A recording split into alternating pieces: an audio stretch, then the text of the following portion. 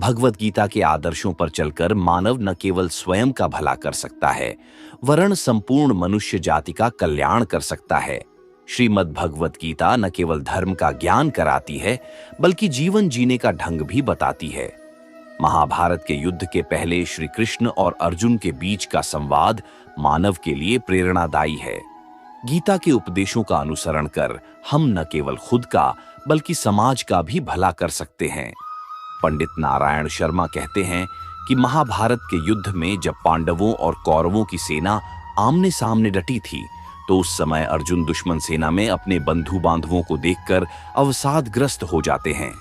तब अर्जुन पार्थ के सारथी बने श्री कृष्ण वासुदेव उन्हें उपदेश देते हैं कि पार्थ, तुम दुख का त्याग कर युद्ध करो। वर्तमान में भी जीवन की कठिनाइयों से लड़ने के लिए मानव को गीता में बताए सूत्रों को अपनाना चाहिए। गीता के सूत्रों को अपनाने से व्यक्ति उन्नति पथ की ओर अग्रसर होता है। सोच में परिवर्तन, जो ज्ञानी पुरुष ज्ञान और कर्म को सम देखता है, उसी की सोच सही है। सही नजरिया रखने वाला व्यक्ति इच्छित फल की प्राप्ति कर लेता है। इसलिए व्यक्ति को ज्ञान और कर्म में संभव बनाए रखना चाहिए। मन पर नियंत्रण जरूरी। मन बहुत चंचल होता है और वह सदा यहां से वहां भटकता रहता है। अशांत मन को योग और ध्यान का नियमित अभ्यास कर वश में किया जा सकता है।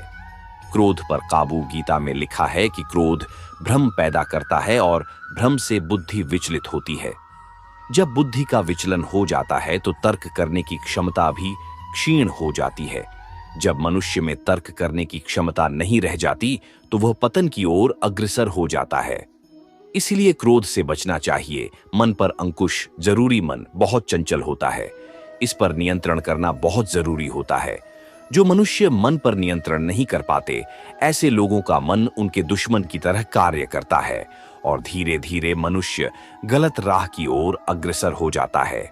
आत्मचिंतन है आवश्यक। मनुष्य को हर दिन आत्मचिंतन करना चाहिए। आत्मचिंतन से जो ज्ञान प्राप्त होता है, उससे व्यक्ति उसके अंदर छुपे अज्ञान रूपी अंधकार को दूर कर सकता है। कर्म का परिणाम।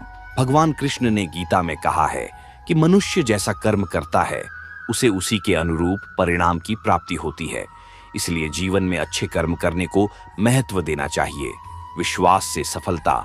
मनुष्य जो चाहे वह प्राप्त कर सकता है। बस जरूरत होती है तो इच्छित वस्तु को प्राप्त करने लगन के साथ कार्य करने की। ऐसा करके व्यक्ति का सफलता अवश्य मिलती है। ऐसे पाएं, तनाव से मुक्ति। प्रकृति के विपरीत कार्य करके मनुष्य तनाव से ग्रसित हो जाता है। यही तनाव मनुष्य के विनाश का कारण बनता है। इसलिए तनाव से मुक्त रहने के लिए धर्म और कर्म का मार्ग अपनाना चाहिए। सोच से आचरण निर्माण। मनुष्य जिस तरह सोचता है, उसी तरह का आचरण करता है। स्वयं के अंदर के विश्वास को जागृत कर सोच में बदलाव ला सकता है, जो उसके जीवन के लिए बेहतर होगा। ईमानदारी से करें काम। बुद्धिमान व्यक्ति कर्म को प्रधान रखता है। वह उसके फल के बारे में कभी नहीं सोचता। किसी काम को करने का यही उत्तम और उचित साधन है